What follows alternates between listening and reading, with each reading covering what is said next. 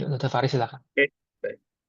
Bismillahirrahmanirrahim. Assalamualaikum warahmatullahi wabarakatuh. Selamat siang kepada yang terhormat kepada Prof, Dokter, dan sejawat sekalian, para peserta webinar pada kesempatan kali ini. Semoga semuanya dalam kondisi sehat, sehat walafiat, dan dapat terus produktif secara keprofesian sehingga bisa memberikan pelayanan yang terbaik kepada pasien. Pada kesempatan kali ini kita berada di webinar dengan judul Navigating Preparedness of Gastrointestinal Endoscopy in the Time of Upsurging Mpox Infection. Pada kesempatan kali ini kita alhamdulillah ada beberapa pakar yang hadir, ya. Ada dari Ketua PEGI, Dr. Ahmad Fauzi, kemudian ada Dr. Aditya Susilo dari Petri, ada Dr. Rabinu. Ya, nantinya tentu pada sesi pemaparan materi akan disampaikan lebih lanjut. Untuk susunan acara, izin saya menyampaikan beberapa hal, yakni yang pertama akan ada welcome remarks yang akan diwakili oleh Dr. Rabinu Rangga Pribadi, spesialis penyakit dalam KGH Finasim. Kemudian nanti masuk dalam sesi presentasi materi. Yang pertama akan disampaikan oleh Dr. Aditya Susilo, spesialis penyakit dalam KPTI Finasim, dengan judul Overview of Mpox. What does every gastroenterohepatologist need to know? Kemudian materi kedua akan disampaikan oleh Dr. Ahmad Fauzi, spesialis penyakit dalam KGH Finasim, dengan topik gastrointestinal endoscopy in the time of upsurging Mpox, an ISDE recommendation. Dan materi ketiga ini adalah case report yang akan disampaikan oleh Dr. Rabinu Rangga Pribadi, spesialis penyakit dalam KGH, yang kemudian nanti akan disambung Q&A session. Baik, untuk kesempatan pertama kami berikan kepada Dr. Rabinu untuk menyampaikan welcoming remarks. Waktu dan kesempatan kami persilahkan. Baik, makasih banyak Dr. Faris. Assalamualaikum warahmatullahi wabarakatuh. Selamat siang, yang terhormat Dr. Aditya Susilo, selaku Ketua PP Petri. Makasih dok sudah hadir bersedia berbagi bersama kami di sini. Kemudian Dr. Faris selaku moderator dan juga teman-teman semua. Ada internis umum, ada internis endoskopis, internis KGH dan KPTI, ada spesialis anak juga yang konsultan gastrohepato maupun infeksi, dan juga ada beberapa dokter umum ya. Jadi teman-teman sekalian, kami dari Perhimpunan Endoskopi Indonesia, terutama di bidang gastrointestinal. Kami memandang perlu untuk mengadakan webinar ini karena kami memiliki pengalaman pada saat ada pasien Mpox begitu ya, itu mau dilakukan tindakan, kitanya kalang kabut gitu ya, karena kita nggak siap sebenarnya. Padahal pasien tersebut membutuhkan tindakan endoskopi yang urgent gitu, Bapak Ibu Prof. Dokter sekalian. Oleh karena itu, kami berinisiatif ya untuk membuat suatu semacam panduan begitu ya, dan kami mencoba untuk menyiarkan dan berbagi dengan teman-teman semua. Kira-kira kalau ada pasien Mpox itu kalau dia butuh endoskopi, itu kita mesti bagaimana sih? Apakah harus elektif saja? Apakah kita takut-takut nggak usah dikerjakan?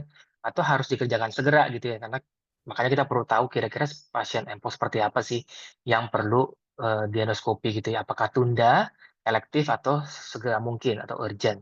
Dan juga tentunya sebagai seorang dokter kita perlu tahu nih, sebenarnya Mpox tuh penyakit karena apa ya? Kemudian gejalanya seperti apa? Cara transmisinya, Apalagi memang waktu tanggal 14 Agustus 2024 itu WHO sudah mendeklarasikan Mpox sebagai Public Health Emergency of International Concern.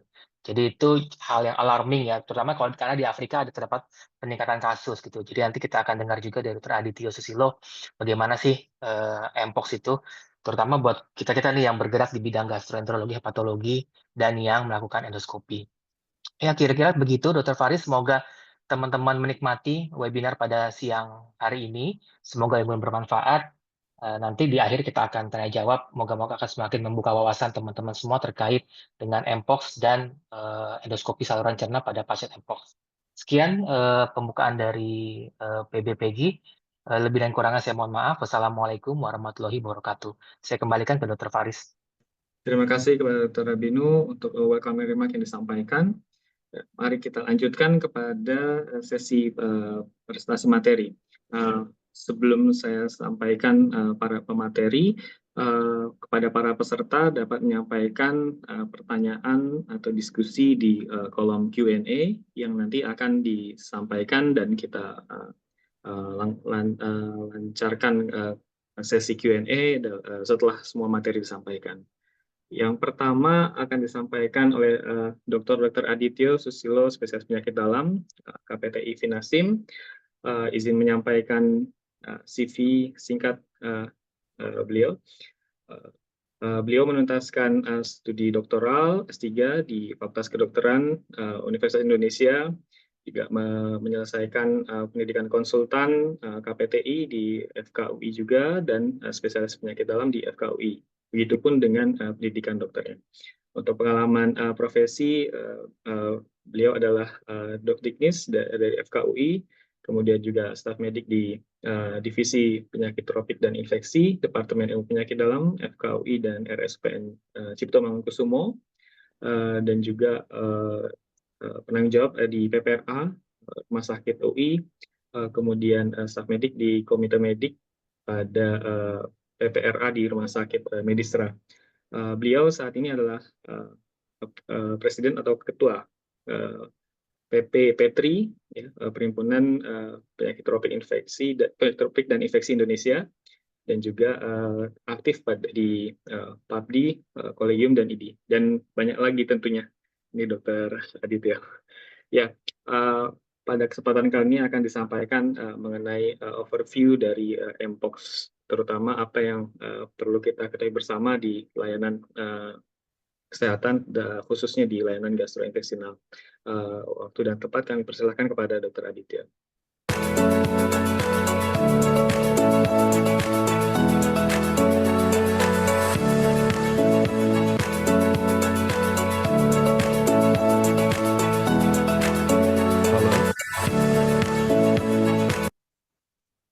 Ya, baik. Terima kasih. Assalamualaikum warahmatullahi wabarakatuh. Selamat siang, salam sejahtera untuk kita semua.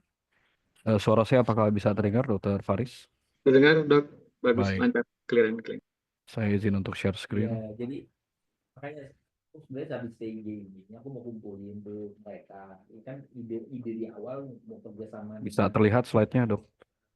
Slide jelas. Terlihat ya, baik. Terima kasih kepada PBPG yang telah mengundang kami untuk berbagi mengenai Mpox. Judulnya Overview of Mpox, What Does Every Gastroenterohepatologist Need to Know. Tapi sebetulnya secara konten, ya sebetulnya ini adalah topik umum yang barangkali perlu diketahui oleh kita semua, begitu ya. Baik, saya mulai dari epidemiologi. Tadi Dokter Rabinu sudah memulai bahwa pada tahun 2024 ini WHO mendeklarasikan Mpox sebagai Public Health Emergency of International Concern. Tapi sebetulnya deklarasi itu bukan yang pertama. Yang pertama dikerjakan adalah pada tahun 2022 gitu. Karena memang pada saat terjadi peningkatan kasus Mpox yang dramatis di tahun 2022, nampaknya dunia kembali lagi merasa harus bersiap-siap. Karena tentu kita baru memiliki pelajaran berharga dari COVID, di mana dunia tidak ada yang tidak terdampak dari COVID. Tapi sebetulnya kalau kita head to head dengan COVID, monkeypox ini sebetulnya bukan suatu kondisi yang baru ya. Bukan kondisi yang baru karena monkeypox ini sebetulnya sudah dikenal oleh dunia semenjak tahun 1970. Di mana pada tahun 1970 eh, varian dari virus Mpox ini pertama kali sudah dapat dilaporkan di Afrika. Dan kalau kita lihat dari timeline yang terjadi pada monkeypox episode yang awal dahulu, kita bisa lihat penambahan kasusnya itu very low, very low. Jadi dia muncul sporadis di negara isolated, di negara-negara Afrika Barat, Afrika Tengah, dan nampaknya untuk ada kasus di luar dari negara-negara Afrika tersebut bisa dikatakan tidak ada. Tapi di tahun 2022 kita melihat timeline yang baru, di mana pada tahun 2022 dilaporkan kasus Mpox ini justru dari negara Eropa, dalam hal ini UK, di mana pada saat itu didapatkan orang yang baru traveling dari Afrika Barat, daerah yang dikatakan endemis untuk monkeypox, tapi kemudian angka penambahan kasusnya ternyata tidak sedikit, tidak sporadis seperti apa yang terjadi di Afrika, tapi penambahannya luar biasa. Sehingga dengan penambahan kasus yang luar biasa di United Kingdom pada saat itu, dan mungkin di beberapa negara di sekitar United Kingdom, maka pada tanggal 23 Juli tahun 2022, WHO mendeklarasikan monkeypox sebagai PHIC untuk yang pertama kalinya. Dan memang ini menjadi perhatian karena penambahan kasus sejak tahun 2022 itu justru lebih banyak muncul di negara yang sifatnya non-endemis gitu. Sementara di daerah endemisnya tidak demikian. Jadi saya kira ini yang menjadi bahan pertimbangan kenapa WHO sampai mendeklarasikan ini. Dan tentu ini semua terjadi karena kita semua masih berhadapan dengan COVID, dan tentu COVID memberikan kesan traumatis yang luar biasa bagi kita semua, dan dengan pelajaran yang dilalui di COVID, maka kita harus lebih bersiap-siap terhadap terjadinya kondisi seperti ini yang mungkin disinyalir takutnya dapat menjadi pandemi. Tapi apakah demikian? Kita lihat. Dan ini adalah gambaran peta di mana dari tahun 1970 sampai 2017 semua itu terlokalize di Afrika Barat, Afrika Tengah secara sporadis, jumlahnya juga tidak terlalu banyak. Tapi kemudian timeline yang terbaru itu digambarkan sejak tahun 2022, di mana ternyata negara-negara di luar Afrika seperti Eropa, Inggris, kemudian di beberapa negara Amerika, Australia itu melaporkan, dan uniknya jumlahnya cepat banyak dan melebihi dari apa yang terjadi di Afrika. Dan karena kondisi yang demikian, kita tahu pergerakan manusia itu tidak mengenal batas, no boundaries dengan jalur pesawat dan seterusnya. Maka di bulan Agustus tahun 2022, kita pun di Indonesia pertama kali mendapatkan kasus Mpox yang terkonfirmasi. Dan kasus itu kita dapatkan di RSCM pada saat itu. Dan tentu dengan adanya kasus yang muncul pertama kali, kita semua menjadi, di 17 Oktober 2023. Jadi, pada saat itu tentu kita semua menjadi sangat berhati-hati. Tapi kalau dilihat peta penambahan jumlah kasus yang terjadi, nampaknya kalau kita mau anggap ini memiliki cara penularan dan jumlah penambahan kasus yang sama seperti COVID yang memberikan trauma luar biasa kepada kita, nampaknya tidak. Karena pada saat kita coba ikuti di pemberitaan, ini di November 2023 yang tadinya muncul pertama kali, Oktober ke November itu penambahannya ada memang, tapi relatif tidak terlalu fantastis karena di November dikatakan ada 30 kasus yang tersebar di beberapa daerah, Jakarta, Tangerang, Bandung, dan Tangerang Selatan. Dan ada satu keunikan yang diperoleh dengan fakta-fakta yang ada, ternyata ada satu kelompok populasi tertentu yang nampaknya memiliki angka penularan yang tinggi terhadap penyakit ini. Ya, dalam hal ini adalah mereka dengan perilaku seksual yang khusus. Dan saat ini kita sudah melihat penambahan kasus monkeypox secara global di seluruh dunia. Dilaporkan sampai bulan Juni 2024 setidaknya ada di 116 negara dengan jumlah kasus terkonfirmasi 99.000 dan kematian 200 kasus. Jadi artinya kalau dilihat dari proporsi penambahannya jelas tidak sefantastis COVID dan angka kematiannya juga relatif tidak terlalu tinggi. Dan apa yang terjadi di Indonesia, kita coba ikuti sampai setidaknya bulan Agustus tahun 2024. Ada paper ini yang kita bisa lihat, sampai dengan Agustus 2024, ada 88 kasus terkonfirmasi Mpox dengan faktor risiko perilaku seksual menyimpang menjadi salah satu penyebab. Dan kita coba ikuti dari Agustus sampai setidaknya Oktober. Dan saya ikutin sampai sekarang November, nampaknya tidak ada lagi penambahan kasus atau belum ada. Jadi nampaknya memang ada kewaspadaan, tentu yang namanya penyakit infeksi kita harus waspada.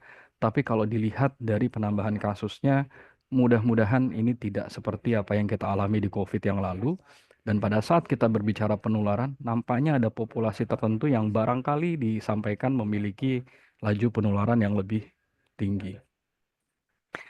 Nah, itu kita berbicara epidemiologi. Jadi setidaknya kalau kita mau berbicara penyakit, tentu data epidemiologi menjadi penting sebagai background keilmuan kita. Nah, sekarang kita masuk mengenai patogen penyebab. Dalam hal ini monkeypox itu disebabkan oleh karena infeksi virus, kita semua sudah tahu. Dan pada saat kita telusuri, ternyata dia termasuk ke dalam kelompok Poxviridae yang pada saat kita lihat dari pembagian spesiesnya, dia itu satu keluarga dengan virus penyebab smallpox atau the true pox gitu ya, cacar yang sesungguhnya yang sudah tereradikasi sejak tahun 1980 oleh karena vaksinasi yang efektif. Tapi kita jangan ketukar. Penyakit smallpox ini tidak sama dengan chickenpox atau varicella yang barangkali sampai saat ini kita hadapi. Kemudian herpes zoster, cacar ular yang juga kita hadapi. Ini tidak berasal dari keluarga yang sama. Kita tidak melihat ada nama varicella zoster di sini, human herpes virus dan seterusnya, nggak ada. Jadi memang ternyata monkeypox itu tidak sama dengan cacar air, tapi dia justru punya kesamaan dengan the true pox atau smallpox yang dunia sudah move on dari virus variola ini sejak tahun 1980 oleh karena efektivitas vaksin. Dan ini kita harus keep in mind. Berarti ada perangai yang kurang lebih akan sama. Dan tentu pada saat kita berbicara virus, ya kita mesti tahu susunan strukturnya seperti apa. Sama ada komponen DNA, ada komponen dinding, kemudian ada komponen membran, kemudian ada komponen envelope, yang ini semua membantu proses infeksi yang terjadi pada pasien. Dan ada satu hal yang ingin kita coba highlights di sini, bahwa pada saat terjadi proses infeksi, kemudian replikasi, penyebaran, dan seterusnya, ternyata organ kelenjar getah bening ini memegang peranan penting.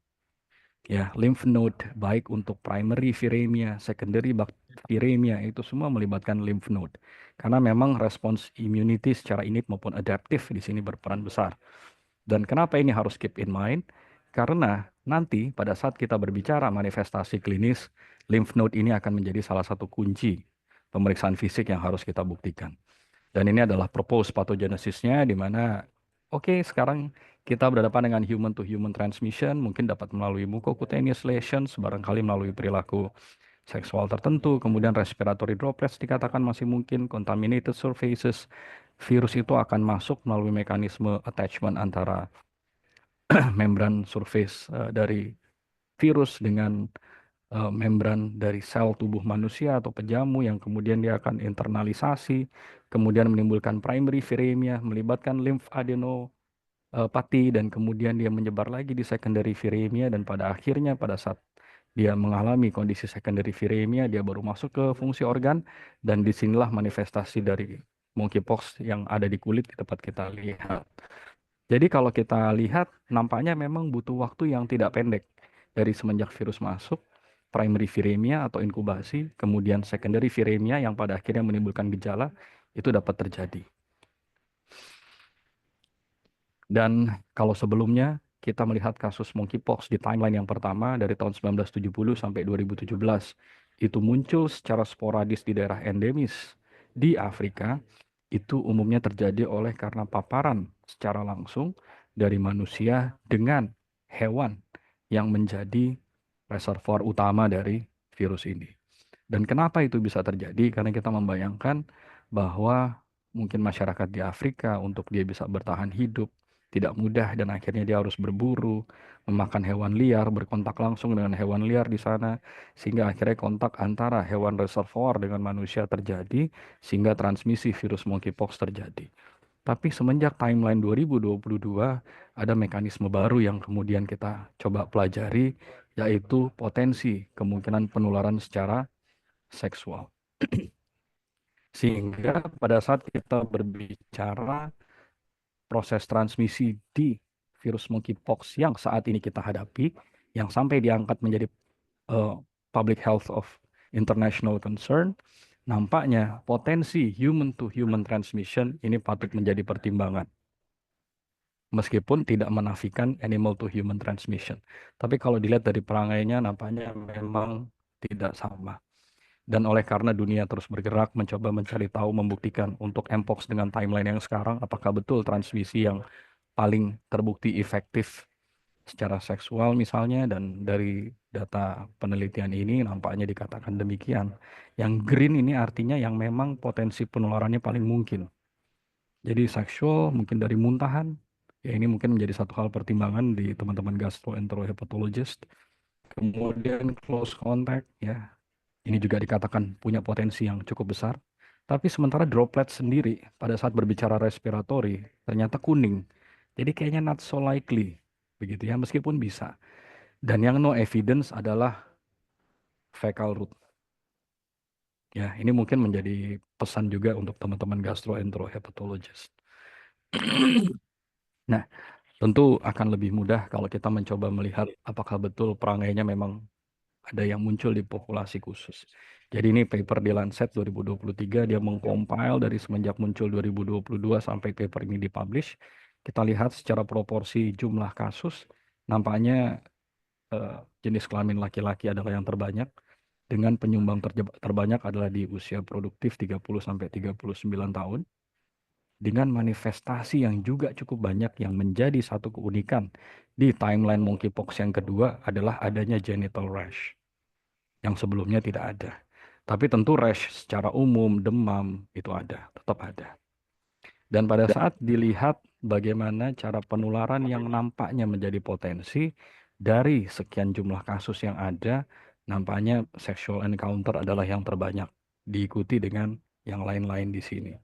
Dan di antara sexual encounter yang banyak, nampaknya perilaku yang berisiko disampaikan secara epidemiologis adalah frekuensi yang tersering. Tapi tentu tidak menutup kemungkinan dari yang lain-lain. Jadi kita sudah berbicara epidemiologi, kita berbicara virus, kita berbicara data, kita berbicara potensi penularan, transmisi, dan kemudian kita berbicara manifestasi patogenesisnya. Yang tadi kita sudah lihat bahwa propose patogenesisnya nampaknya butuh waktu yang tidak pendek. Maka dari itu kita perlu menyadari bahwa memang masa inkubasi dari semenjak virus masuk sampai menimbulkan gejala memang tidak pendek. Range-nya bisa sampai 3 minggu paling lama, tapi pun kalau paling cepat dikatakan bisa 5 hari.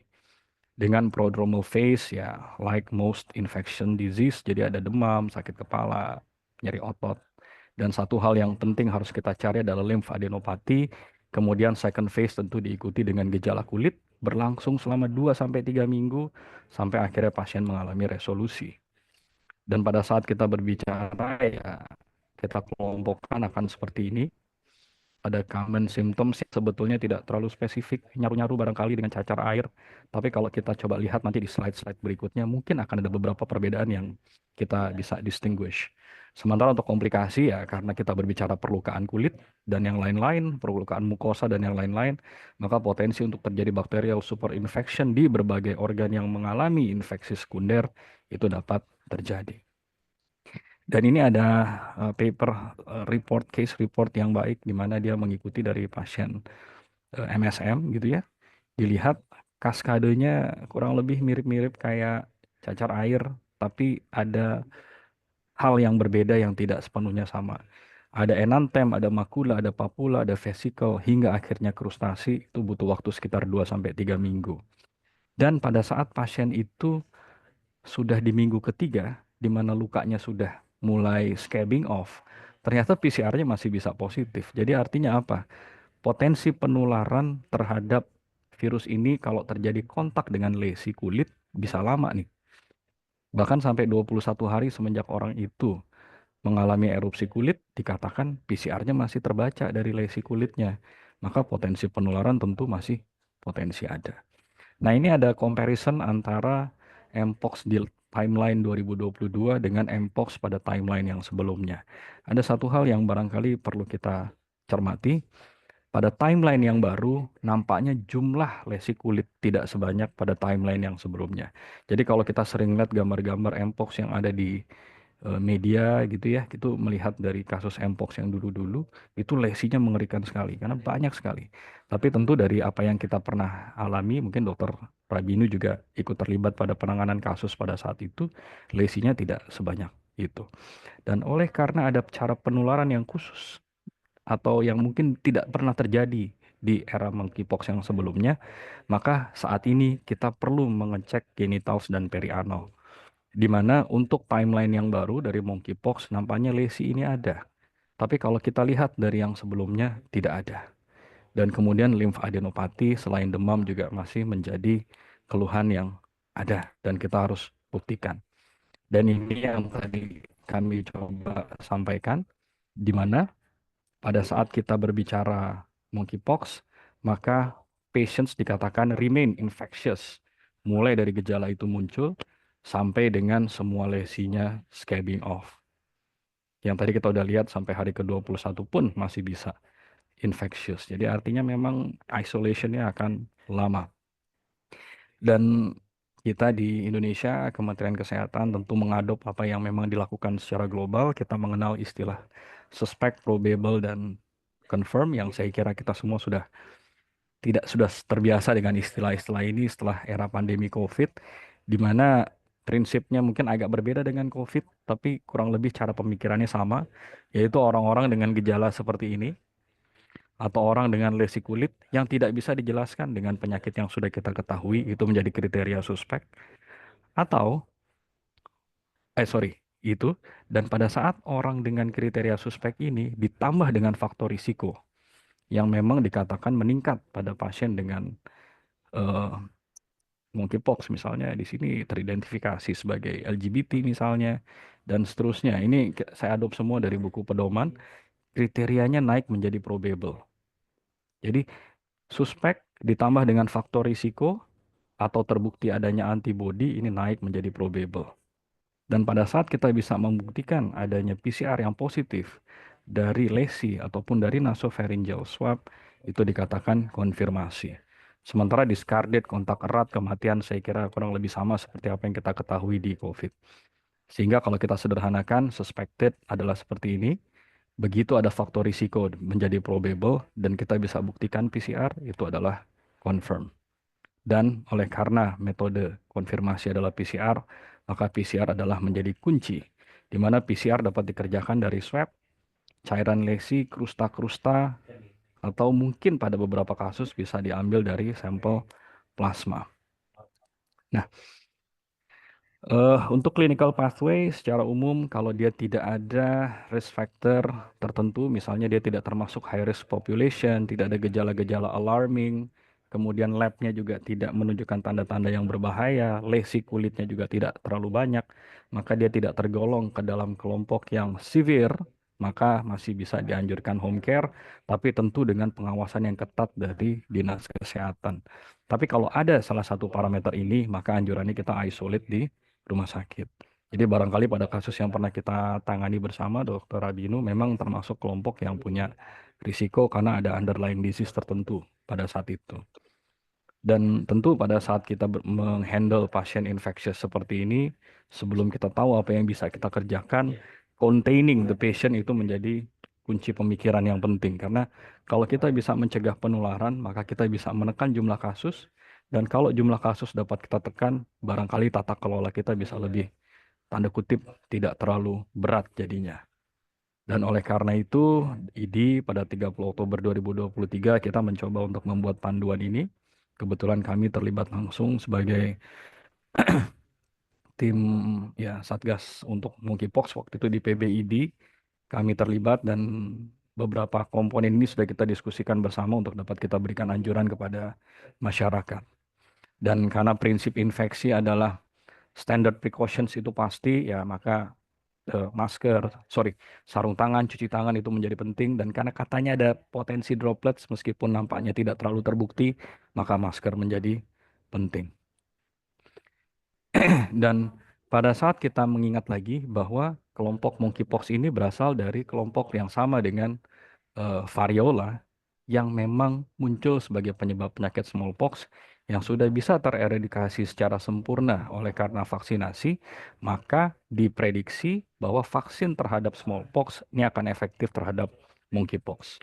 Dan oleh karena itu pengembangan vaksin lanjutan menggunakan Vaccinia based itu dikerjakan dan nampaknya 85% hasilnya efektif.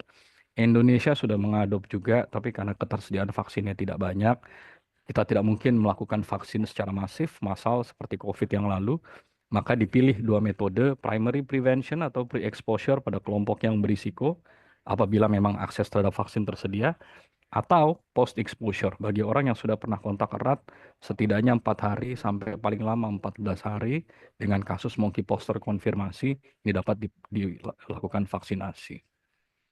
Untuk antiviral, kita punya 3, tecovirimat, brincidifovir, cidofovir, yang juga sebetulnya obat ini licensed untuk smallpox. Jadi apa yang pernah berhasil pada smallpox nampaknya dapat diadopsi untuk monkeypox karena memang mereka berasal dari satu keluarga yang sama. Jadi sebagai penutup, Dr. Abi, kita move on dari pandemi COVID, dan memang COVID itu mengerikan sekali karena kita starting from scratch, itu virus baru dengan perilaku yang kita sama sekali nggak tahu. Tapi monkeypox, it's not like that. Ini bukan novel disease seperti COVID-19. Kita udah punya modeling di smallpox yang sudah berhasil dieradikasi. Tapi ada satu hal yang menjadi concerning issue, di mana ternyata dari laporan-laporan yang disampaikan di seluruh dunia, tadi kita sudah sampaikan papernya, kemudian apa yang disampaikan oleh Kementerian Kesehatan, nampaknya ada kondisi tertentu dengan perilaku tertentu yang dapat menjadi faktor risiko untuk sumber penularan yang lebih banyak untuk penyakit ini. Dan unfortunately ini dapat muncul di daerah non-endemis, dan tentu kita sebagai klinisi mencoba untuk memahami apa musuh kita, kemudian bagaimana proses cara penularannya, bagaimana perjalanan penyakitnya, bagaimana manifestasi klinisnya, dan apa yang bisa kita kerjakan itu menjadi penting, dan itu yang kita kerjakan sekarang. So do not panic dan stay vigilant, karena kita sudah belajar banyak dari pandemi COVID-19 yang lalu. Saya kira demikian yang dapat saya sampaikan, Dr. Abi dan Dr. Faris. Izin saya kembalikan kepada Dr. Faris. Terima kasih. Assalamualaikum warahmatullahi wabarakatuh. Waalaikumsalam warahmatullahi wabarakatuh. Terima kasih Dr. Adito atas pemaparannya, pemaparan materi yang sangat insightful dan beberapa hal update terkait dengan COVID. Kita lanjutkan kepada materi berikutnya. Materi berikutnya akan disampaikan oleh Dr. Ahmad Fauzi, spesialis penyakit dalam KGH Pinasim, dengan materi gastrointestinal endoscopy in the time of upsurging mpox and ISDE recommendation. Perkenalkan saya menyampaikan CV Dr. Ahmad Fauzi, lulus pendidikan doktoral dari FKUI, begitu pun dengan pendidikan konsultan gastroenterohepatologi dari FKUI, spesialis penyakit dalam, dan pendidikan Dr. Ahmad Fauzi menjalani pendidikan diagnostik dan therapeutic gastrointestinal endoscopy di ERCP di Asian Institute of Gastroenterology, Hyderabad, India, begitupun dengan postgraduate course on biliary endoscopy. Professional experience beliau sebagai kepala divisi gastroenterologi pankreatobiliary dan digestive endoscopy di Departemen Ilmu Penyakit Dalam FKUI dan RSCM. Kemudian beliau ini adalah President of ISDE, Ketua PBPEGI, juga Wakil Ketua di PGI, dan aktif di beberapa organisasi PPHI, juga di Editorial Board di Indonesian Journal of Gastroenterology, Hepatology and Digestive Endoscopy. Beliau juga adalah member dari American College of Gastroenterology. Kepada Dr. Ahmad Fauzi, waktu dan kesempatan kami persilahkan, Dok.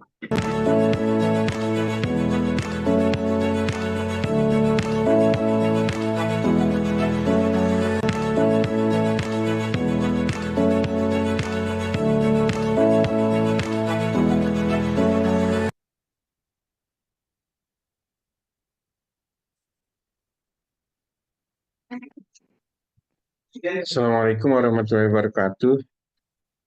Waalaikumsalam warahmatullahi wabarakatuh. Iya. Terima kasih Dr. Faris yang sudah memberikan introduction dan terima kasih pada Dr. Adit yang sudah mengisi pendalaman mengenai Mpox pada kali ini. Eh, ini saya ditugaskan untuk bicara mengenai gastrointestinal endoskopi pada Mpox. Nah ini ya kita berterima kasih sama Dr. Rabinu, Dr. Faris dan kawan-kawan yang sudah berhasil membuat guidelines dari Indonesia ya menghadapi apa upsurging mpox ini di bidang gastrointestinal endoskopi. Jadi mungkin para rekan sekalian, kolega sudah pada membaca mengenai guideline. Bahwa kita punya guidelines mengenai gastrointestinal endoskopi pada mpox ini. Tadi saya rasa sudah disampaikan oleh Dr. Adit banyak hal, termasuk apakah mpox itu ya suatu infeksi zoonotik ya. Etiologinya tadi sudah disebutkan yaitu monkeypox virus. Kemudian, maaf ini jangan sebentar. Ya ini tadi sudah disampaikan juga bahwa ini menjadi public health emergency internasional sekarang. Mungkin diikuti perkembangannya nanti bahwa di Indonesia ternyata sudah terkonfirmasi antara ada 88 yang terinfeksi. Tadi kelihatannya Dokter Adit masih menyampaikan belum ada penambahan ya dokternya. Kemudian dan memang dari 88 ini yang sembuh 87. Ya, memang awalnya dari zoonotik, tapi kemudian bisa terjadi human to human transmission. Nah, yang agak mengerikan adalah profil mpox ini berkaitan dengan endoskopi. Kalau dilihat dari exposure-nya selama endoskopi, kalau dibandingkan dengan HIV dan COVID, itu belum diketahui pada monkeypox ini. Kalau pada COVID sangat tinggi ya, pada HIV rendah.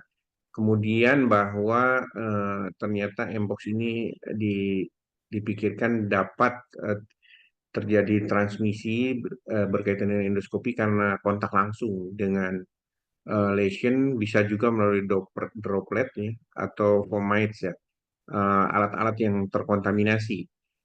Eh, dan ini pada mpox ini transmission by fomite ini ternyata yang paling sangat memungkinkan. Dan yang agak mengerikan adalah kalau HIV di luar tubuh itu hanya 7 hari, kalau COVID 3 jam. Tapi kalau mpox ini ternyata bisa beberapa hari sampai beberapa minggu dan juga sangat tahan terhadap thermal. Tapi memang alhamdulillah sih mengenai apa sterilisasi atau cleansingnya bisa menggunakan chemical disinfektan seperti biasa dan UV radiation. Ya bila kita menemukan lesi anal pada saat endoskopi, maka kita harus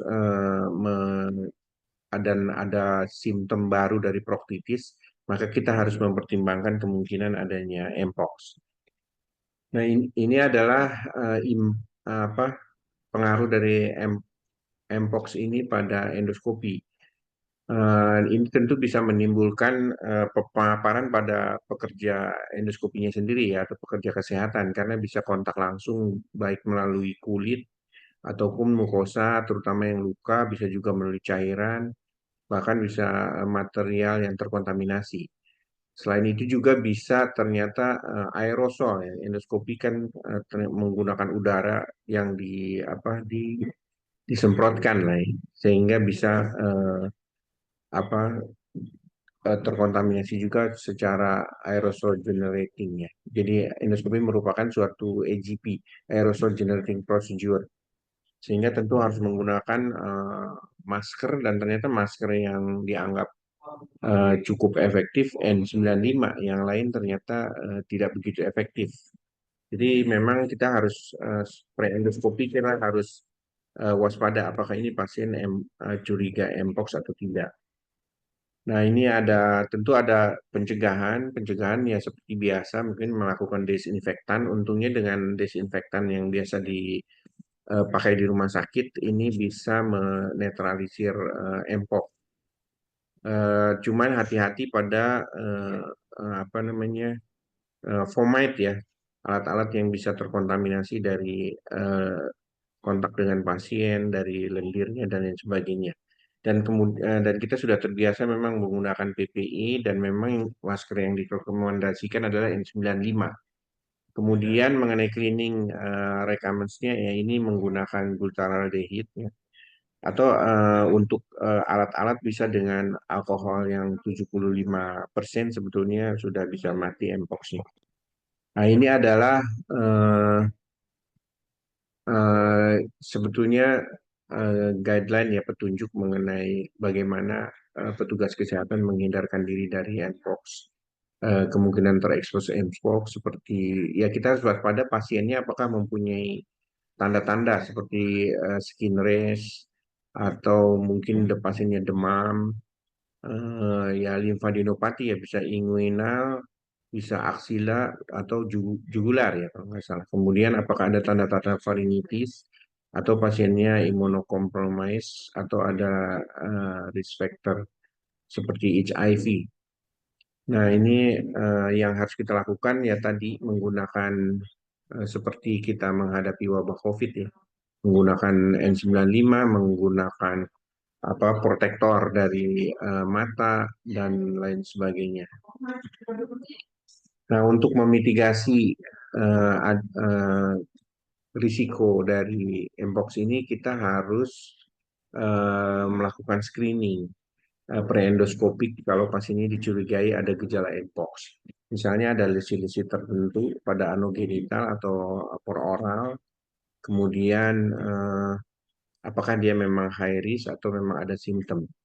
Dan kita harus mengkategorisasi ya, risk stratification. Ini pasien sebetulnya elektif atau emergency. Tentu kalau pasiennya GI bleeding tidak bisa tidak harus kita endoskopi. Tapi kalau pasiennya elektif tidak berbahaya, sebaiknya ditunda sampai sembuh. Dan sembuh itu ternyata sampai krustanya pun harus hilang ya. Mungkin nanti dokter Adit bisa konfirmasi. Sehingga memang krustanya sudah harus lepas dan kulitnya memang sudah harus fresh normal lagi baru itu dianggap sudah sembuh infeksinya. Dan universal precaution harus diterapkan menggunakan masker tadi, sarung tangan, gaun, face shield, dan sterilisasi desinfeksi sesuai protokol yang biasa kita kerjakan. Kemudian, nah ini sebaiknya pasien sebetulnya di apa di isolasi khusus ya. Dan ruangannya harus menggunakan negative pressure seperti HEPA. Di guidelines yang dibuat di Indonesia disebut bahwa mungkin yang temporary HEPA bisa membuat negative pressure bisa digunakan. Jadi kita harus menggunakan lagi ruangan seperti itu. Kelihatannya di rumah sakit harus selalu ada. Kadang-kadang ini agak merepotkan. Kemudian direkomendasi ini mungkin nanti bisa ditanyakan ke Dokter Adit kapan kita sebetulnya sudah harus healthcare workers ini untuk divaksinasi dari mpox. Ya ini sebetulnya beberapa hal yang harus kita lakukan apabila berhadapan dengan pasien endoskopi mpox, wabah dari mpox ini. Tentu kita harus pre-endoskopi, kita harus melakukan screening question.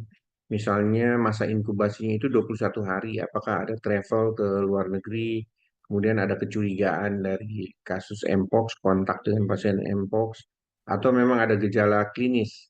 Di sini ada makulopapular atau vesicular rash, ada demam, dan ada limfadenopati. Kemudian kita harus melakukan stratifikasi apakah ini emergency atau elektif. Kalau elektif sebaiknya ditunda saja sampai sembuh. Tapi kalau misalnya ini emergency seperti GI bleeding ya apa boleh buat. Kita harus menggunakan full protective barriers ya seperti PPE. Kemudian ruangannya harus negative pressure diusahakan.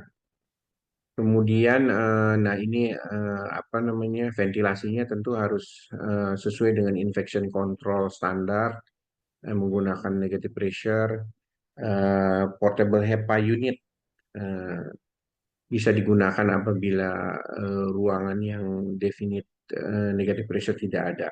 Kemudian personalnya diusahakan dalam setiap tindakan harus sesedikit mungkin seperlunya untuk mengurangi risiko pemaparan. Kemudian desinfektan yang dipakai harus yang high level seperti kelihatannya sih di semua fasilitas endoskopi sekarang sudah menggunakan high level desinfektan ya. Kemudian harus menggunakan N95, gown, glove, dan eye protection. Eye protection ini kelihatannya yang suka terabaikan. Tapi kita semua kelihatannya sudah berpengalaman dulu dengan masa COVID ya.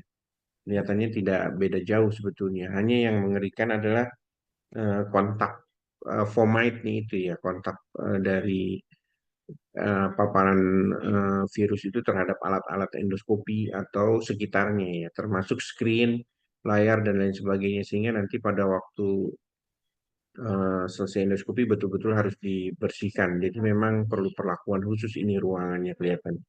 Kemudian memang staffnya harus awareness-nya harus disiagakan lagi dan memang sebaiknya kalau memang ini menjadi eh, nah, kapan ini sebetulnya healthcare worker harusnya divaksinasi kalau memang outbreak-nya sudah di-reported ya. Jadi ini adalah key point-nya kalau pada pada mpox ini pertama kita harus melakukan pencegahan infeksi, kemudian mengetahui betul pasien apabila dicurigai. Jadi ada pre-endoscopic screening dan pasien harus ditempatkan pada single person room, jadi ruangan khusus atau ruangan isolasi. Kemudian kita harus menggunakan protective equipment yang lengkap sebelum masuk ke pasien. Kelihatannya sih kita sudah pengalaman juga dengan COVID, tapi nanti mungkin apakah ada bedanya ya. Kemudian kita harus learn more about risiko pemaparannya kita harus tahu melalui apa saja. Nah, kalau mpox ini antara lain adalah bisa melalui fomite itu ya. Jadi benda-benda yang tersentuh dengan pasien mpox terpapar dengan lendirnya, dengan eh, mungkin kelihatannya sepertinya exposure-nya lebih tinggi, tapi mudah-mudahan tidak menjadi lebih berat dari COVID ya. Kemudian desinfektannya tentu harus digunakan yang baik. Kemudian harus menghindari aktivitas yang apa namanya dapat resuspend material kering dari lesion. Jadi memang sebaiknya menggunakan barang-barang yang dibuang ya, portable. Nah, sekarang ini sebetulnya baru diperkenalkan kemarin Dr. Abi dan kawan-kawan ada yang mungkin jangan-jangan mengantisipasi mpox ya. Sekarang mulai dipasarkan scope yang portable, jadi sekali buang. Mungkin untuk pasien-pasien seperti ini mungkin ada manfaatnya ya, tapi nanti biayanya mungkin harus dilihat juga. Nah, ini adalah salah satu contoh mungkin yang kasus mpox yang tidak bisa dihindari. Nah, ini adalah kasusnya ada di Korea, memang pasien dengan demam, ada lesi multiple, kemudian ada nyeri anal. Pada kasus ini monkeypox virusnya PCR-nya memang positif, kemudian sudah diisolasi. Nah, ini pasien rupanya terjadi bleeding. Nah, kalau seperti ini kita apa boleh buat? Kita tidak bisa tidak akhirnya harus melakukan endoskopi karena tidak bisa dipospon kalau seperti ini. Dan memang di endoskopinya ternyata ada ulkus di sigmoid yang harus dilakukan clipping untuk menghentikan perdarahannya. Ini salah satu contoh kasus yang mungkin kasus-kasus lain bisa juga pada kasus pasien memerlukan ERCP, pasien memerlukan, nah mungkin kalau ESD-MR mungkin masih bisa kali dipospon, tapi pada kasus-kasus yang emergency tidak bisa tidak harus dilakukan endoskopi emergency sehingga kita harus mengerti betul mengupayakan lagi perlindungan-perlindungan terkait endoskopinya, pencegahan supaya tidak terkena mpox ini. Nah, ini sebagai kesimpulan, jadi kita memang untuk safety dari endoskopi menghadapi mpox outbreak ini, kita harus melakukan pre-endoscopic assessment. Jadi kita harus mampu mengidentifikasi dan mengassessment faktor-faktor risiko pasien mpox sebelum prosedur kita harus melakukan stratifikasi apakah ini emergency atau ini elektif. Kalau elektif sebaiknya ditunda saja sampai sembuh, tapi kelihatannya cukup lama karena krustanya harus betul-betul sampai hilang. Kemudian harus dilakukan protokol kontrol infeksi yang ketat karena termasuk dengan pembersihan dari alat-alat dan sebagainya. Antara lain yang mudah adalah dengan etanol 75% ternyata sudah bisa mati. Jadi beberapa screen komputer mungkin kalau terkena cipratan-cipratan harus dibersihkan. Dan yang paling ideal healthcare workers-nya mendapatkan vaksinasi dan kita harus mengikuti guidelines. Alhamdulillah ini Dr. Abi dan kawan-kawan sudah membuat guidelines-nya. Silahkan mungkin nanti dibaca karena akan lebih detail ya daripada yang bisa disampaikan di slide ini.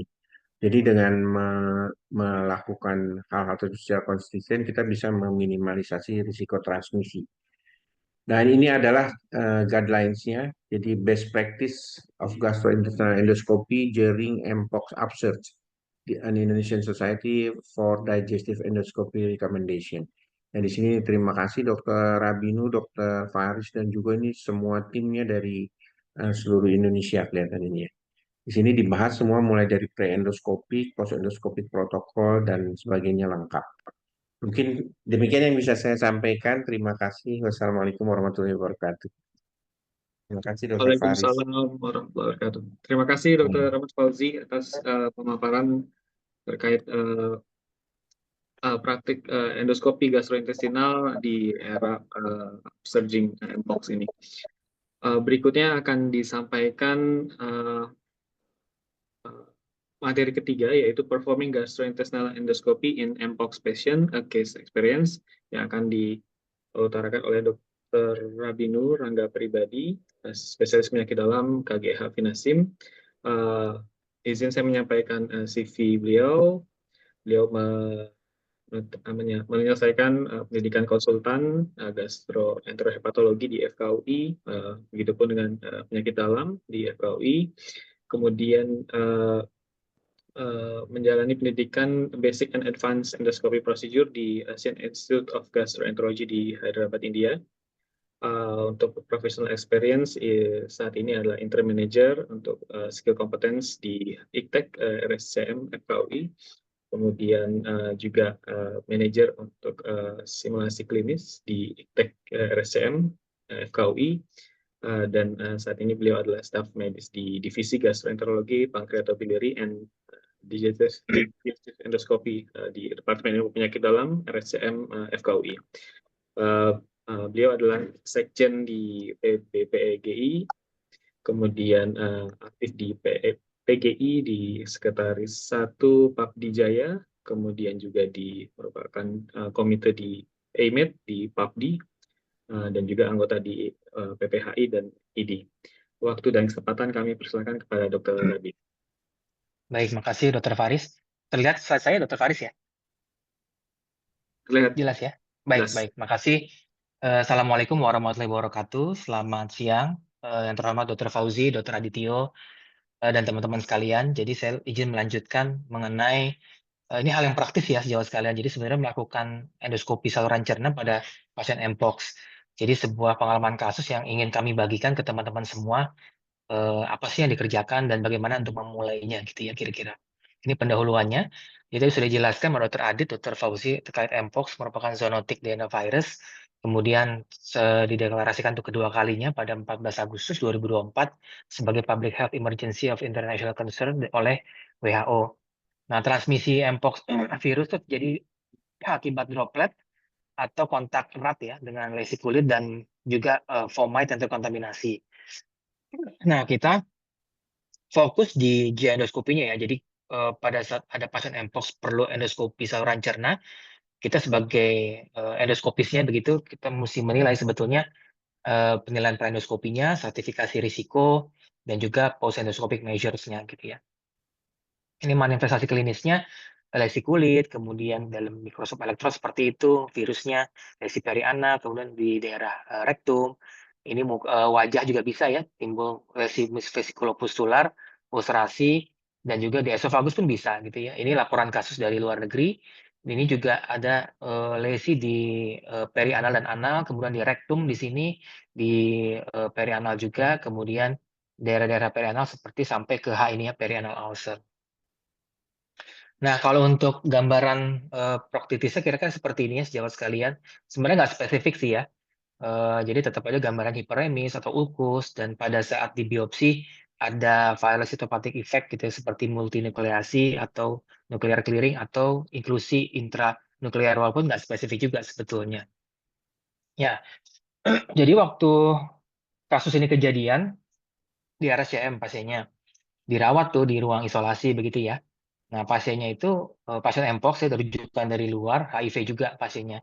Nah, kemudian sayangnya dia berdarah nih ya, berdarah, hematokesia dan melena dan hematemesis juga sebetulnya pasiennya. Jadi waktu itu kita kalang kabut juga ya dari gastro ini mikir gimana cara ngerjain endoskopi pada pasien mpox gitu ya, yang lagi sangat menular gitu ya, dengan lesi kulitnya sangat banyak, kusta maupun yang tadi enantem dan seterusnya, itu sangat-sangat menular gitu ya. Gitu waktu itu juga mikir gimana ini ngerjainnya, tapi memang pasiennya ongoing bleeding, itu yang menyulitkan buat kami pada saat itu. Nah, kami coba bagi kasusnya ya.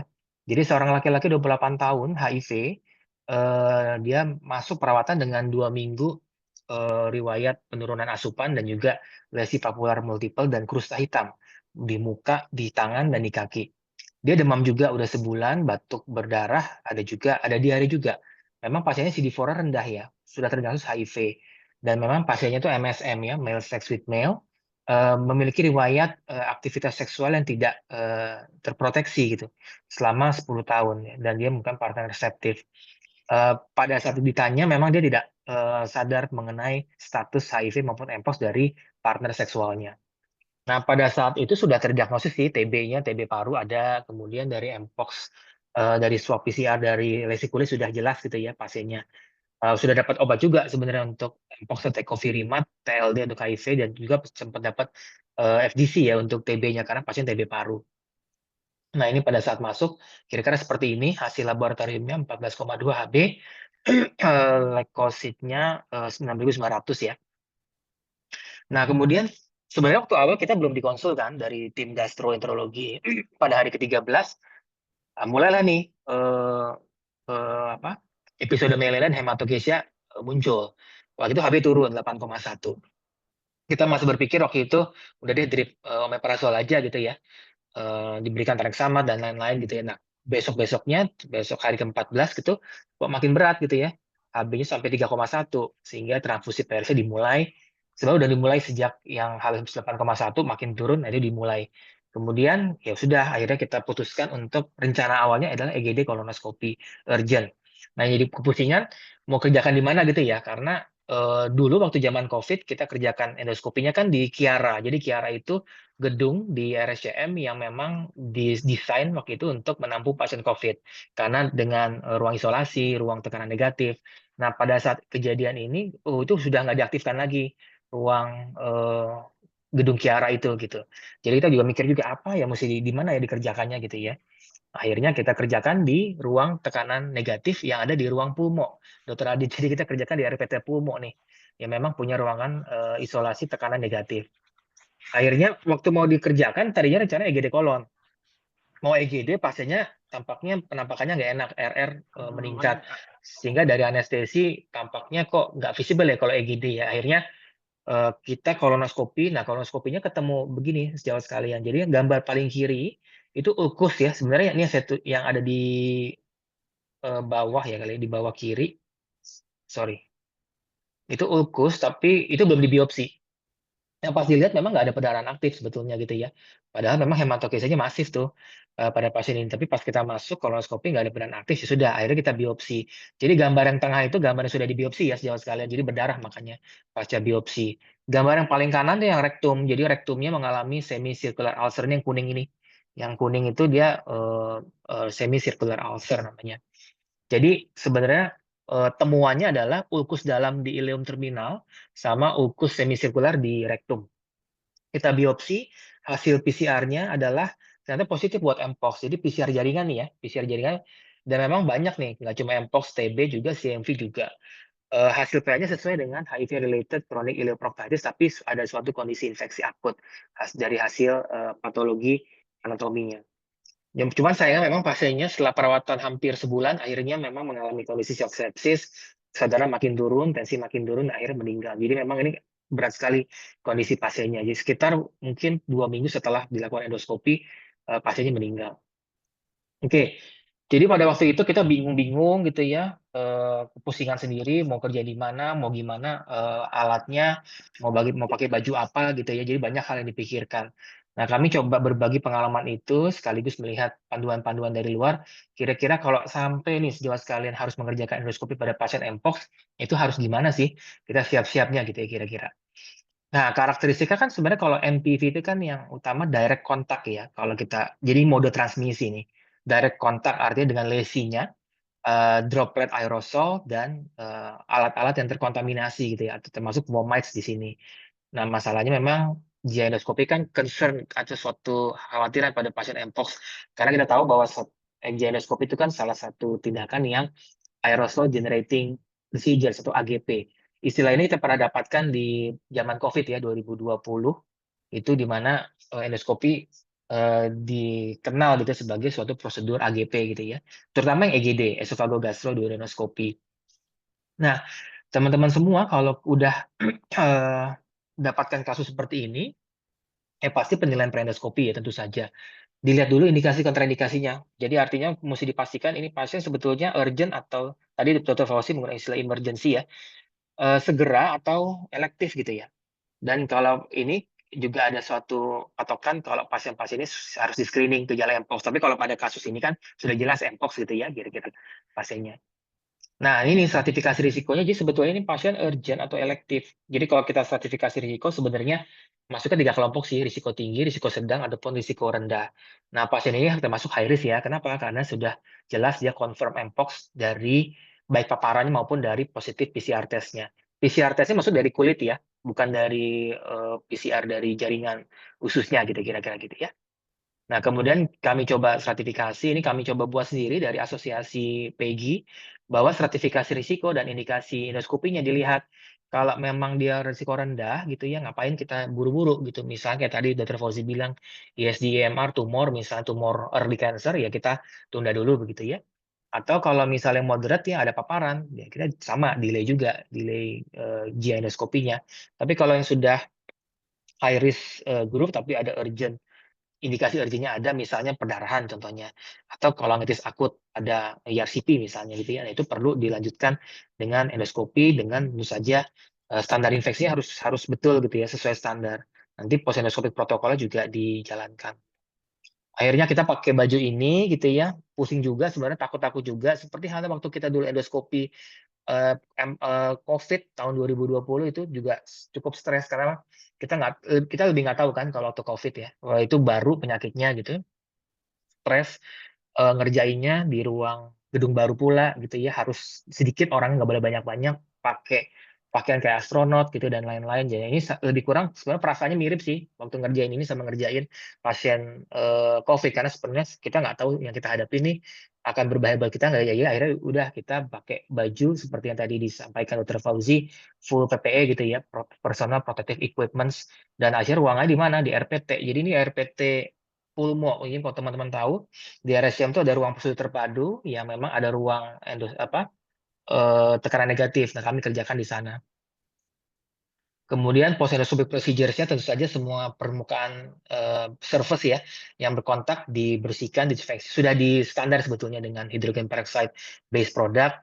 Kalau untuk sterilisasi endoskopi juga sama sebenarnya seperti yang kita kerjakan selama ini, itu terbukti untuk mematikan kuman atau virus mpox gitu ya. Jadi jangan takut, sebenarnya endoskopinya kalau kita nggak punya endoskopi yang disposable seperti yang tadi Dr. Fauzi katakan ya kita pakai endoskopi biasa, tapi ya itu tetap sama ininya apa desinfeksinya seperti halnya kita kerjakan pada pasien lain gitu ya. Nah, kemudian laundry yang PP, kalau PP-nya sih langsung buang aja gitu kan kalau yang tadi kita pakai si gaunnya gitu.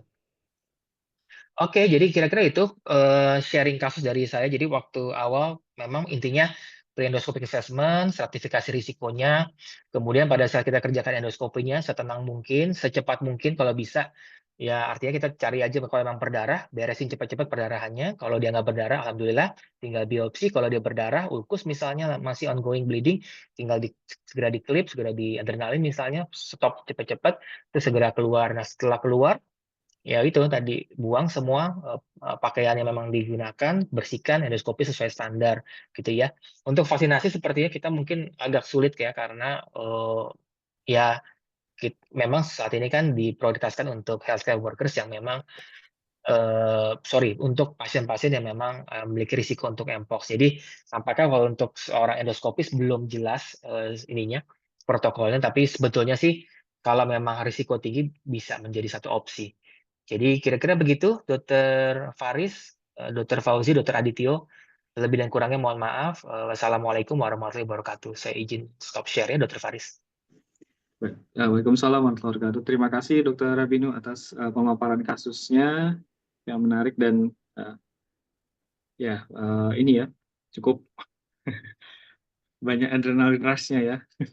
Ya, Ya. baik. Sebelum kita lanjutkan pada Q&A session, kami informasikan bahwa sudah disertakan link untuk absensi para peserta. Jadi silakan untuk mengisi link absensi. Dan nanti sambil jalan Q&A akan juga ada link untuk post test. Ya, kita lanjut kepada sesi diskusi. Ini saya bacakan yang sudah ada di kolom Q&A. Ini dari Dr. Hasan Ali Al-Habsi, ini untuk Dr. Adit. Izin bertanya kepada Dr. Adit, saat ini modalitas diagnostik laboratorium apa saja yang tersedia dan mudah didapat? Terima kasih. Silakan, Dok.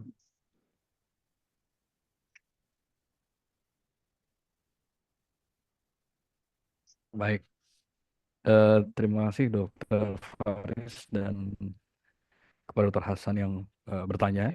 Jadi seperti yang kami sampaikan tadi pada presentasi sebelumnya, bahwa memang kalau kita ingin mendefinitifkan monkeypox hanya satu pilihan, yaitu RT-PCR. Di luar negeri ada upaya untuk mendeteksi antibodi, tapi nampaknya kita tidak mengembangkan itu di sini karena memang akan ada dispute pada saat kita berbicara antibodi. Tapi pada saat kita berbicara PCR, berarti kita bisa mendeteksi komponen dari virus mpox itu yang kemudian pada akhirnya kita bisa nyatakan dia sebagai satu hal yang sifatnya definitif. Jadi toolsnya adalah PCR. Tapi PCR untuk monkeypox sendiri tidak tersedia bebas gitu ya, karena kita harus berkoordinasi dengan dinas kesehatan. Jadi beda dengan COVID, di mana COVID barangkali kita sempat memiliki akses ini secara luas gitu. Banyak yang melakukan ini di swasta. Tapi kalau untuk mpox nampaknya tidak demikian, karena pada saat kita berbicara PCR maka kita berbicara primer untuk PCR itu, dan nampaknya primer untuk PCR ini memang hanya dikelola di dinas kesehatan, tersentralisir. Jadi itu yang barangkali dapat saya sampaikan terkait modalitas diagnostik yang konfirmatif. Sementara kalau yang lain-lain tentu sifatnya suportif yang memang dibutuhkan sesuai dengan indikasi secara umum. Saya kira mungkin demikian, Dokter Faris. Terima kasih atas kesempatannya. Baik, terima kasih Dr. Adit. Kalau dari yang kasus, pemeriksaannya dari apa, Dr. Rabino? Dari kulitnya iya, sesuai standar kan. Karena untuk diagnosis mpox itu kan dari situ standarnya. Cuman pada saat di kolonoskopi, kami juga biopsi dari jaringannya gitu ya. Jadi memang mengonfirmasi bahwa tampaknya Dokter Adit mpox itu nggak cuma penyakit yang manifestasi kulit ya Dokter Adit ya. Jadi tampaknya sistemik Betul, juga gitu. Maksudnya saya jadi betul. terbuka juga wawasannya bahwa saluran cerna itu menjadi tempat yang bisa terkena virus mpox gitu. Karena kalau tadi kan dari kolonoskopi nih buktinya kelihatan ulkus dan ternyata konfirmasi di biopsi PCR mpox-nya positif dari hasil biopsinya gitu. Kalau laporan kasus luar di esofagus juga ada tuh. Cuman memang di kasus ini kami tidak lakukan endoskopi atas kan, hanya kolonoskopi. Itu sih jadi wawasannya jadi kita lebih terbuka bahwa bukan hanya urusan kulit gitu ya, jadi urusan penyakit dalam secara umum gitu. Makanya peran KPTI di situ gitu kan, peran SPPD umum, peran KGH, jadi nggak cuma spesialis dermatologi gitu ya kira-kira Dr. Faris. Iya, Prof. Makasih, Prof. Ya, Ya. baik. Lanjut pada pertanyaan berikutnya. Ini dari Dr. Finley Septianto. Selamat sore, Dok. Seperti yang dipaparkan tadi bahwa kita harus mencegah mpox pada pasien dengan curiga proktitis atau kecurigaan IBD awal. Kira-kira bagaimana kita membedakan lesi awal mpox dengan suatu proktitis karena IBD? Kemudian dengan kecurigaan demikian, apakah boleh diberikan terapi? Mengingat hasil biopsi terkadang lebih lama hasilnya. Mungkin Dr. Rabinu ya. Dokter Fauzi ya? Enggak. Dokter Fauzi tadi ditanya juga Dokter Fauzi. Iya, Dokter Fauzi Dr. dong, Fauzi. silakan. Dr. Rabino dulu. Oh iya, iya. Iya dok. Ya jadi Baik. kalau pertanyaan Dokter Finley itu, oh ya terkait perbedaan gini ya. Oke, baik. Jadi kalau kita sebelum kolonoskopi pasti kan kita ada klinisnya ya. Jadi pasiennya kalau mpox tadi klinisnya ada lesi-lesi kulit, ada faktor risiko kontak seksual erat gitu ya. Kalau IBD lesi kulit bukan lesi kulit seperti yang mpox, tapi lesi kulit misalnya eritema nodosum contohnya gitu ya. Itu lesi kulit yang ekstraintestinal. Jadi beda, bukan lesi kulit kerusa dan lain-lain gitu. Itu klinisnya. Terus faktor risiko bisa ada bisa enggak sih untuk itu ya. Tapi kalau IBD secara umum dia tidak ada faktor risiko untuk kontak seksual gitu ya, walaupun bisa sebenarnya ya. Terus kalau dari kolonoskopinya, kalau kita ingat bahwa kalau male sex with male kan artinya kan kontak seksual dari dubur gitu ya. Jadi di rektum itu terlihat bahwa memang ulkusnya kalau mpox tuh kita lihat dari beberapa laporan kasus dan juga pasien ini sifatnya transverse ya. Transverse itu artinya eh, longitudinal kan panjang ya. Nah, itu longitudinal tuh panjang kalau ulkus. Nah, ini ulkusnya transverse. Transverse tuh jadi melintang gitu ya kali ya bahasa Indonesianya. Dan biasanya bisa semisirkular atau bahkan satu lingkaran penuh, sirkular gitu. Nah, itu ulkusnya salah satu cirinya seperti itu. Kalau IBD bisa seperti itu, tapi lebih sering misalnya ulkus aftosa contohnya, atau aphthous ulcer pada IBD Crohn contohnya gitu ya. Atau kalau IBD ulcerative colitis, dia radang merah gitu seluruh misalnya proktitis gitu ya seluruh jaringan rektumnya. Tapi biasanya ulkusnya nggak seperti yang ulkus yang si ini nih si mpox ini gitu. Jadi sebenarnya untuk membedakan mpox dengan IBD sebetulnya ya kita berpatokan pada tadi klinis hasil kolonoskopi dan PA-nya juga. PA kan kalau infeksi akut terlihat. Kalau dia kronik dia distorsi kripta itu IBD. Salah satu faktornya, salah satu fitur. Tapi kalau mpox berarti infeksi kan akut. Jadi dia gambarnya tidak ada distorsi kripta gitu. Jadi klinis bisa kolonoskopi terus patologi anatomi. Kalau mau mulai terapi, mulai aja kalau memang udah duga mpox kan. Mpox kan memang sebenarnya diagnosisnya kan dari PCR lesi kan sebenarnya, bukan dari rektum gitu ya.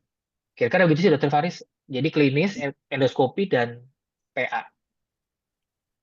Oke, baik. Terima kasih Dr. Rabinu. Barangkali ada tambahan dari Dr. Adityo untuk terkait dengan lesi gastrointestinal pada kasus-kasus dengan mpox. Baik, terima kasih Dokter Faris.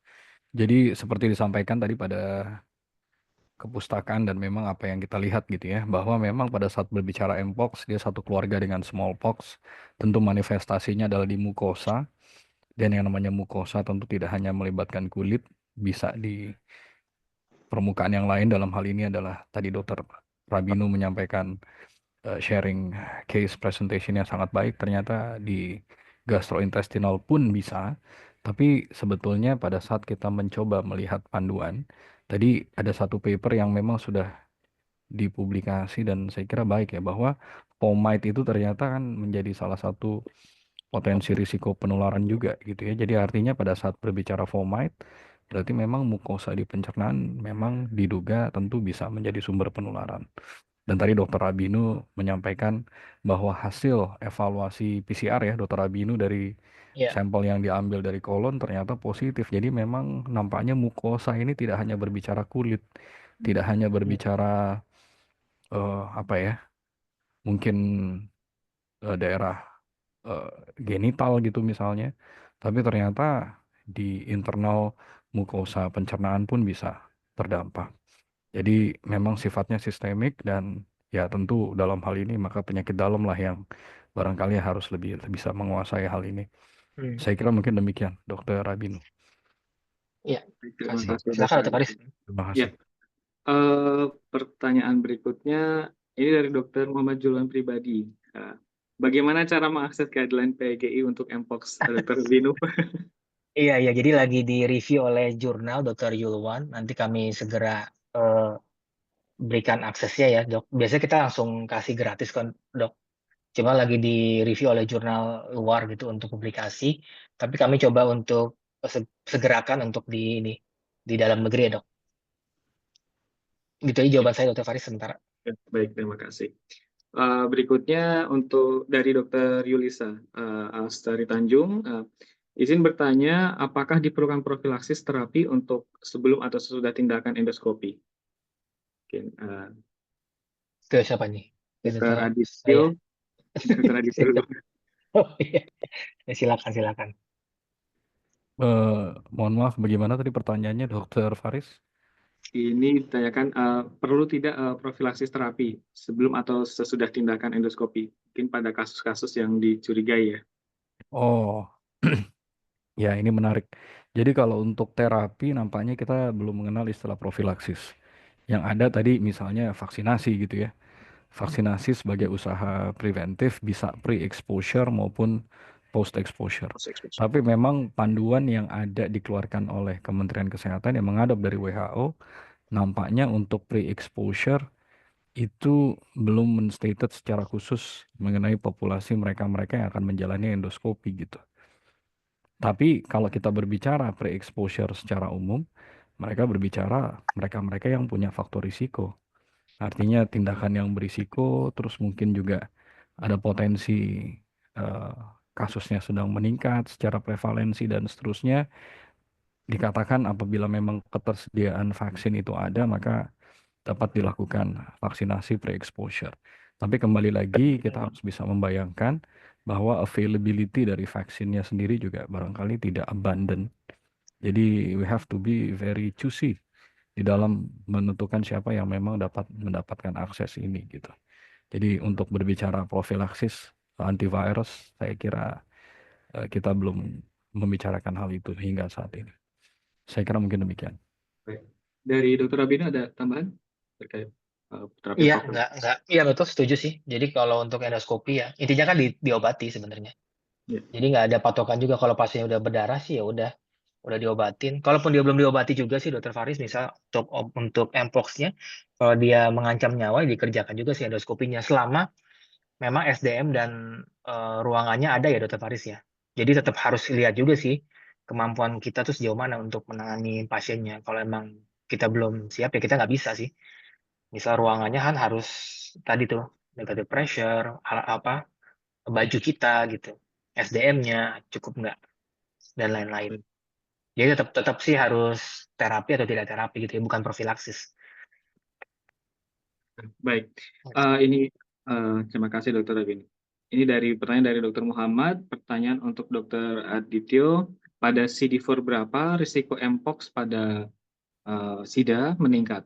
Artinya kalau CD4 di atas tertentu kita tidak terlalu cautious terhadap Mpox.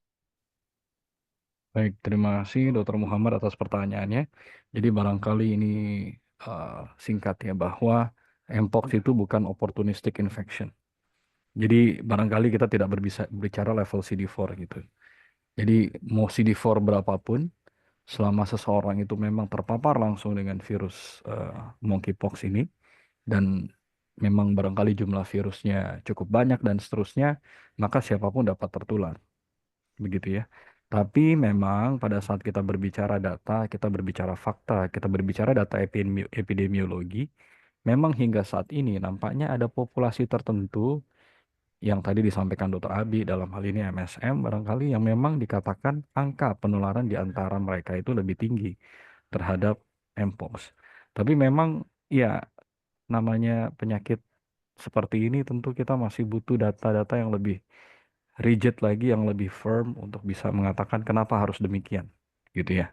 Dan memang data-data itu kita masih belum bisa dapatkan dengan firm, tapi setidaknya fakta mengatakan populasi tertentu.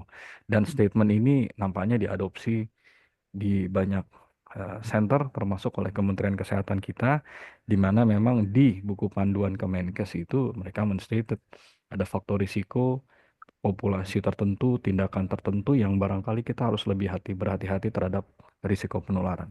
Jadi kita nggak berbicara mengenai opportunistic infection, kita berbicara dari potensi transmisi. Saya kira demikian, Dr. Faris. Terima kasih. Clear and clean ini namanya jawabannya Dr. Aditya. Terima kasih, Dr. Faris.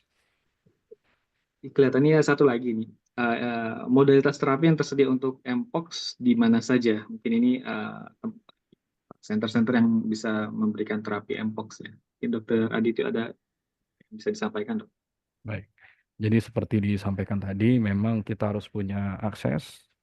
Untuk obat ini kita bekerja sama dengan Dinas Kesehatan dan kami di RSCM tadi Dr. Abi sudah menyampaikan kami pernah mendapatkan kasus dan kita berkoordinasi dengan Dinkes dan kita dapat memberikan pengobatan yang waktu itu disampaikan adalah tecovirimat.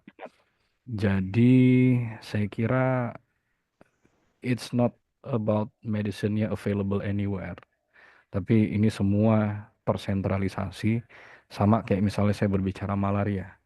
Pada saat saya berbicara malaria, saya mau dapat obat anti malaria itu tidak diperjualbelikan, tapi saya harus berkoordinasi dengan Dinas Kesehatan setempat untuk saya bisa mengakses obat itu. Nah, kurang lebih Mpox pun seperti demikian, Dok.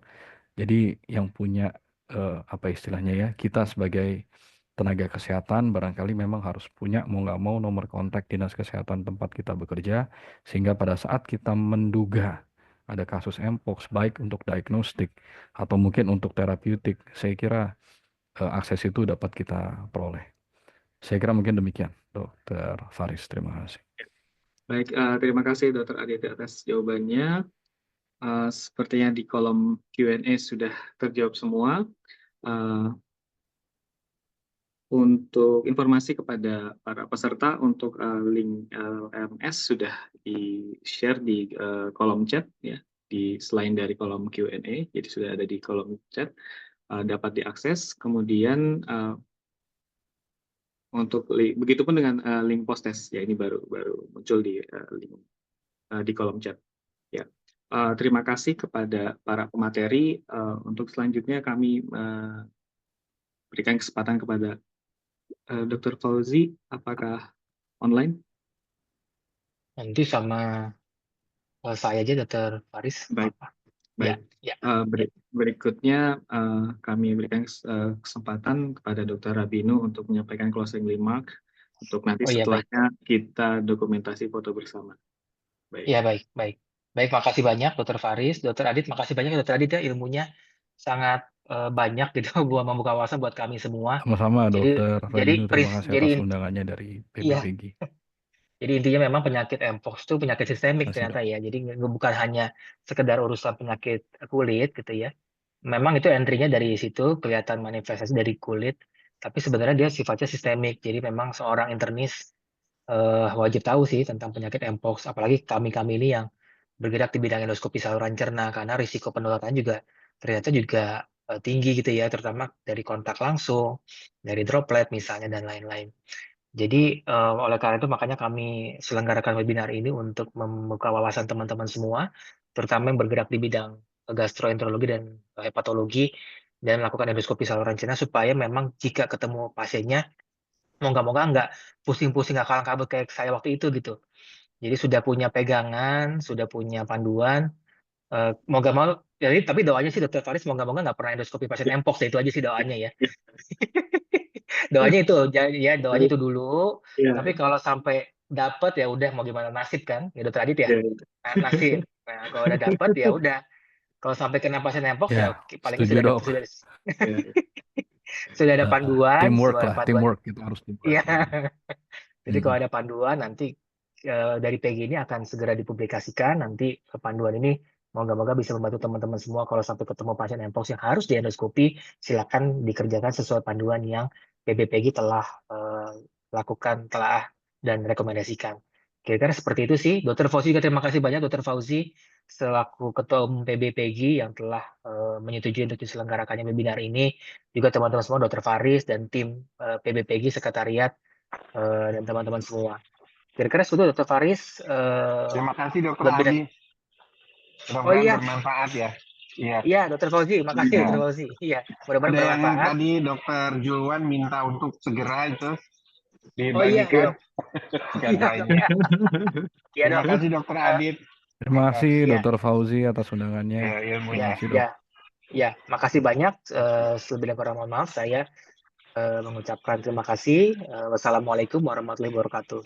Silakan Dr. Faris Waalaikumsalam kembalikan. warahmatullahi wabarakatuh. Terima kasih. Waalaikumsalam warahmatullahi wabarakatuh. Terima kasih Dr. Ahmad Fauzi, Dr. Rabinu, dan Dr. Adityo atas paparan baik dari opening remark, materi dan closing remark, dan tadi pada sesi Q&A. Maka ini sepertinya masih banyak, ada beberapa pesan sponsor. Mohon kepada para peserta untuk dapat mengisi LMS, post test, dan form umpan balik yang tersedia di kolom chat. Karena terutama untuk kolom umpan balik ini juga menjadi perbaikan bagi kami untuk bisa menyelenggarakan acara-acara kegiatan ilmiah lebih baik lagi ke depannya. Ya, mari kita adakan sesi foto bersama. Baik, kepada panitia boleh sambil difoto juga. Ya, Baik, izin dok. Saya hitung mundur dok. 1, 3, 2, 1. Baik, terima kasih dok. Itu ada makasih. merah putih, itu ada merah putih. Merah putih tapi namanya Rabinu tapi. Makasih Dokter Adit, makasih banyak Dokter Adit. Terima Dokter kasih. Fauzi, Dokter Faris. Terima kasih. Terima kasih Dr. Tambah Fauzi, banyak ya, Dr. Prof. Rabinu, Amin, Dr. amin. Faris. Amin dok, mudah-mudahan aman dok. Terima Ya, kasih dengan selesainya closing remark dan foto bersama, selesai juga webinar pada kali ini. Kepada para peserta kami aturkan terima kasih atas kesempatan untuk mengikutinya, dan kepada para pemateri dan PEGI, Dr. Ahmad Fauzi, Dr. Rabinu, dan seluruhnya kami ucapkan terima kasih. Sampai jumpa pada kesempatan pertemuan ilmiah berikutnya. Kami ucapkan terima kasih, mohon maaf atas hal yang kurang berkenan. Wassalamualaikum warahmatullahi wabarakatuh. Waalaikumsalam warahmatullahi wabarakatuh.